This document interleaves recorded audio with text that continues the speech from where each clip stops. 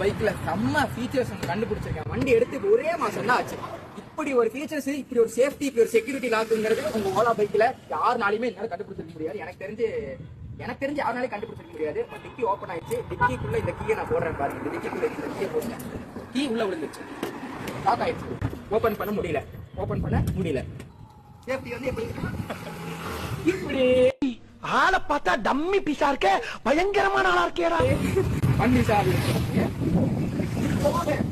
வைக்க மாட்டேமா லாக்ல இருக்குங்க. இது போக உங்களுக்கு வந்து இவ்வளோ ஏதாவது பெருசா கெட்டா பணம் வச்சிருக்கீங்க, ஃபுல்லா கவர் சுத்தி ஏதாவது அமௌண்ட் வச்சிருக்கீங்க, பெருசா எடுத்துக்கலாம். நான் ஏதோ புதுசா ஒரு டெக்னிக் சொல்லி தர போறான்னு நினைச்சிட்டு இருந்தேன். ஆனா கைய விட்டே எடுக்கிறான். இந்த நிலைமையாட அந்த ஸ்கூட்டி இருக்கு. இன்னைக்கு இதெல்லாம் நம்பி ஒரு பணமோ இல்ல ஜுவல்லோ இதெல்லாம் வச்சா என்னடா வருது? 48,075 ரூபாய் 35 பைசா. சரியா இருக்குடா, அண்ணன் எடுத்துக்கிட்டேன். இப்ப இந்த ஓலால வந்துட்டு நிறைய கம்ப்ளைண்ட்ஸ் வந்துட்டு இருக்கு.